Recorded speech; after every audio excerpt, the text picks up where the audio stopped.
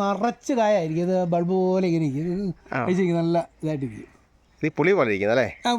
പുളി പോലെ ഇരിക്കും. ഇനി കർഷകൻ സംസാരിക്കട്ടെ എന്ന് പറയുന്ന ഈ മാസികയുടെ കവർ പേജ് വിനോദിൻ്റെയാണ്. വിനോദിന് നമുക്ക് ചോദിക്കാം, ഇത് ഏത് മാസികയാണ്? ഇത് പീരുമേട് ഡെവലപ്മെന്റ് സൊസൈറ്റി, അതായത് PDS എന്ന് പറയും, അവരുടെ ഒരു മാസിക. ഇവരാണ് ഈ നാഷണൽ ഇന്നോവേഷന് വേണ്ടി ആൾക്കാരെയൊക്കെ കോർഡിനേറ്റ് ചെയ്ത് കൊടുക്കുന്ന ഒരു പ്രസ്ഥാനം. കേരളത്തിൽ അവർ മാത്രമേ ഉള്ളൂ ഈ നാഷണൽ ഇന്നോവേഷന് വേണ്ടി. അതായത് ഗ്രാമങ്ങളിലെ കണ്ടുപിടുത്തങ്ങൾ അവർ ദേശീയ തലത്തിൽ അറിയിച്ചു കൊടുക്കുക എന്നുള്ളതാണ് അവരുടെ മെയിൻ ഉദ്ദേശം. കർഷകരുടെ എല്ലാ മറ്റേ ഉപകരണങ്ങളും എല്ലാം കണ്ടുപിടിച്ചാൽ അവരെ അറിയിക്കും. അതിന് അവാർഡുകളൊക്കെ കൊടുക്കുന്നുണ്ട് അവർ ദേശീയ തലത്തിൽ.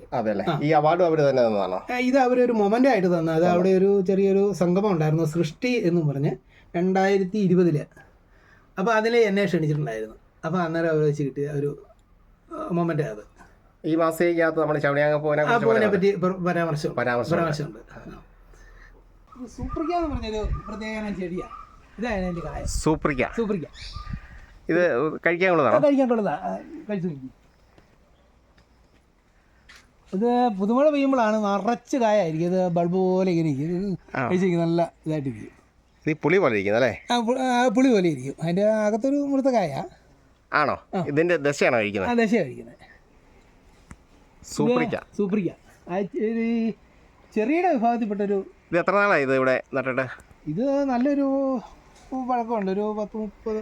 നല്ല ബലമാണ് ഇതിന് തടിക്ക്. ഇത് കണ്ടു കഴിഞ്ഞാൽ ഒരു പേരമരം പോലെ ഇരിക്കും അല്ലേ? ഇതിന് ഈ തടിക്ക് നല്ല ബലമാണ്. ഇതിപ്പോ നമ്മള് ഇതിൽ ഇരുന്നുണ്ടല്ലോ, ഇത് ചെറിയ ഊഞ്ഞാല് ഒരു കുഴപ്പമില്ല. ഇത് ഈ കണ്ട ഒരു ചെറിയ അതെ ഈ നല്ല ബലമാണ്. ഇത് ഇവിടുന്ന് വിനോദം ഇവിടെ നട്ടതാണോ അല്ലെങ്കിൽ നേരത്തെ താഴെയായിട്ടുണ്ടായിരുന്നു? ചേച്ചി കൊണ്ടുവന്ന് അവരുടെ കൂട്ടുകാരി പണ്ട് സ്കൂളിൽ പഠിച്ചപ്പോൾ കുട്ടി കൊണ്ടുവന്ന് ഒരു തയ്യ ഈ പഴയമറ്റ ഭാഗത്തുനിന്ന് കൊണ്ടുവന്ന ആ പുള്ളിക്കാരത്തി അത് ഒന്നും പറയാതെ ഒരു പ്രത്യേക ടേസ്റ്റാണ്. എല്ലാ ടേസ്റ്റും കൂടെ കൂടിയൊരു ടേസ്റ്റ്. ഇതിൻ്റെ കായാണോ നടുന്നത്? തൈ മുളച്ചു വരും. ഇതിൽ ഇഷ്ടംപോലെ ഉണ്ട്. ഈ പുതുമഴ കഴിഞ്ഞിട്ട് മൊത്തം അങ്ങ് പോകും. മൊത്തം കായ, നല്ല കായ, നല്ല ഇതായിട്ട് നമുക്ക് വൈനൊക്കെ ഉണ്ടാക്കാൻ. ചന്ദനത്തിൻ്റെയും തേക്കും തൈകളും ഫോറസ്റ്റ് ഡിപ്പാർട്ട്മെൻറ്റിൽ നിന്ന് മറയൂരിൽ നിന്ന് അവരുണ്ടാക്കി, സർക്കാരിൻ്റെ ഫാമിലുണ്ടാക്കിയ തൈ അവർ ഇവിടെ കൊണ്ടുവന്ന് നീലൂർ കൊണ്ടുവന്നു. വിലക്കാണോ? 75 രൂപ. എത്ര വെച്ചു ചന്ദനത്തിൻ്റെ തൈ? ഞാൻ 10 മേടിച്ചു. മേടിച്ചതിൽ 4 തൈകൾ നല്ല വെയിലത്ത് വെച്ചു. മറ്റേത് നമ്മൾ ചെറിയ എരമ്പ്, പക്ഷെ എരമ്പത്ത് വെക്കാൻ പറ്റില്ല. നല്ല വെയിൽ, നല്ല വെയിൽ, നല്ലല്ലോ കളർ. എന്തോരം മറന്നു? ഞാൻ കാണിച്ചു തരാം.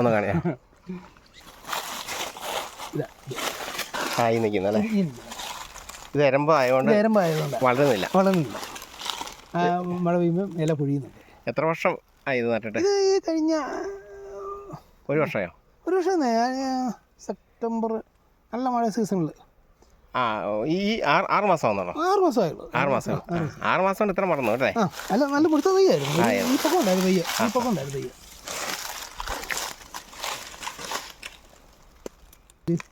ഇതിന് എന്തെങ്കിലും സപ്പോർട്ട് കൊടുക്കണോ?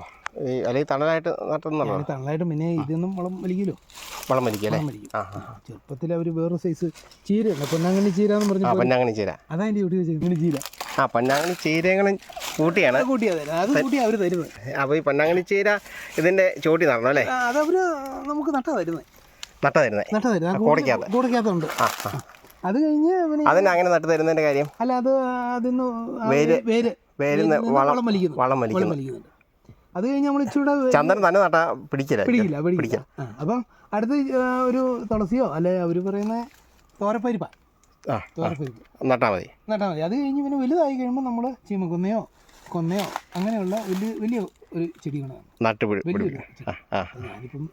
എല്ലാം. ചീമക്കൊന്നയും തുളസിയും എല്ലാം നട്ടു.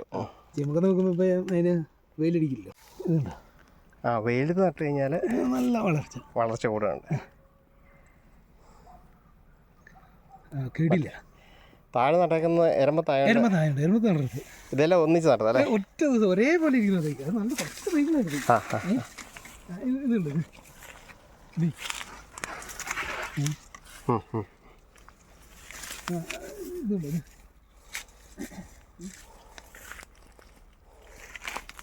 ഇതെല്ലാം ഒരുപോലെ ഒരേപോലെ വളർച്ച വളർച്ച കിട്ടി. ഞാൻ പിന്നെ ഇനിയിപ്പം വാഴയും ഇതൊക്കെ വെക്കുവാണെങ്കിൽ നമുക്ക് ഇത് നനച്ചു കൊടുക്കണത് നനച്ച് അത് നനക്കണം അതൊരു 2-3 കൊല്ലത്തേക്ക് നനച്ചാൽ നനച്ചു കൊടുക്കണം. നനച്ച് അത് വലിയ നനയൊന്നും വേണ്ടതാണ്. ഇത് 6 മാസമായുള്ളൂ അല്ലേ? 6 മാസമായുള്ളൂ. അപ്പോൾ അത് മൊത്തം ഈ നല്ല വെയിലുള്ളൊരു നടായിരുന്നു. മൊത്തം വെയിലുള്ള നടായിരുന്നു. അവിടെ ഇവിടെ ഇട ഉണ്ടായിരുന്നു. നട ഉണ്ടായിരുന്നു. ഇനി വേണേ നടാലോ. നടാം. അല്ല നമ്മളതിനെപ്പറ്റി പഠിക്കും ചെയ്യുമ്പോഴല്ലേ അറിയത്തുള്ളൂ.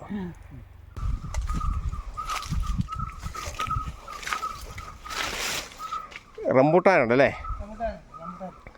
സപ്പോട്ടക്ക നല്ല ഇത് കൃഷിഭവനിൽ നിന്ന് കിട്ടുക. സപ്പോട്ടക്കയുടെ ബഡ് നല്ല ടേസ്റ്റാണ്. നന്നായിട്ട് കായ്ക്കുന്നുണ്ടല്ലേ? കഴിക്കുകയും ചെയ്യും. അടുത്ത ട്രിപ്പ് ആയിട്ടുണ്ട്. കായ്ച്ചു തുടങ്ങി. ഒരു സ്റ്റെപ്പ് കഴിച്ചത് പുലാസാനാണ്. പുലാസ ഇത് റംബൂട്ടാനല്ലേ? റംബൂട്ടാൻ പോലെ തന്നെ ഇരിക്കും. ഇത് കായ്ച്ചതാണോ? കായ്ച്ച. ഇതിന്റെ കായ്ക്ക് വിലയുണ്ടോ? സൂക്ഷിപ്പ് കാലം കുറവാന്നൊക്കെ അങ്ങനെ പറഞ്ഞതിന് വിലയില്ല. ഈ റംബൂട്ടാൻ്റെ അത്രയും വലിപ്പമില്ല. റംബൂട്ടാൻ പോലെ തന്നെയാണ് ഇരിക്കുന്നത്. റംബൂട്ടാൻ പോലെ തന്നെ അതുപോലെ ആ മുള്ളും എല്ലാം അതുപോലെ തന്നെ. പുലാസാൻ അല്ലേ? നല്ല ടേസ്റ്റാ അല്ലേ? നല്ല ടേസ്റ്റാ. റംബൂട്ടിനേക്കാൾ ടേസ്റ്റാ. പക്ഷേ സാധനം അളവ് കുറവായിരിക്കും. ചെറുതാ. കായിന്ന് വിട്ടു വരാനുള്ള ദശ കുറവാണ്. ഇതിന്റെ പ്രത്യേകത എന്നാന്ന് ചോദിച്ചു കഴിഞ്ഞാൽ ഈ വെള്ളമില്ലെങ്കിൽ സാധനം വാടിപ്പോകും. ആണോ? എല്ലാ ദിവസവും നനയ്ക്കണം. അതായത് നല്ല നന കിട്ടണം. മാങ്കോസ്റ്റിന് 10 വർഷം കണ്ട് വേണ്ടേ? വേണം. അല്ല ഈ സാധനം ഒരു 3 വർഷമായ തൈ നട്ടാലേ അത് നമുക്ക് രക്ഷപ്പെടുത്തിക്കൊണ്ട് വരാൻ പറ്റുള്ളൂ. 3 വർഷം എന്ന് പറഞ്ഞാൽ അതുപോലെ ഇല പൊട്ടും. ഇല്ലെങ്കിൽ ഒരു ചെറിയ 2 ഇലയായിട്ട് ഇങ്ങനെയൊക്കെ നിൽക്കുള്ളൂ. അപ്പോൾ ഇത് 3 വർഷം ആയപ്പോഴാണ് അത്രയായത്. 3 വർഷമായ കൂടെക്കകത്ത് വലിയ എന്തേലും മേടിക്കണം. ഇത് പുതുതായിട്ട് ഇറങ്ങിയ ഒരു ഇനമല്ലേ? പെട്ടെന്ന് കായ്ക്കും അല്ലേ? ഇത് എത്രണ്ണം വെച്ചിട്ടുണ്ട്? 100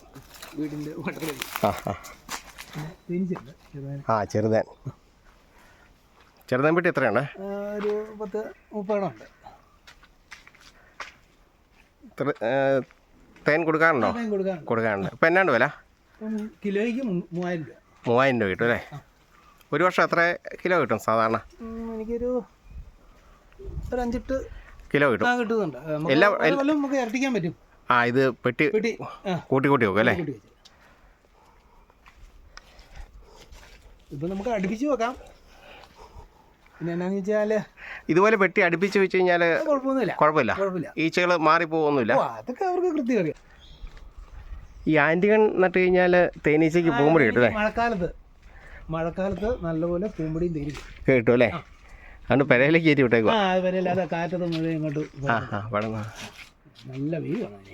നല്ല വെയിൽ വേണം. മഴക്കാലത്ത് ഇത് പൂത്ത് നിൽക്കുമോ? എപ്പോഴും പൂവുണ്ടാവും.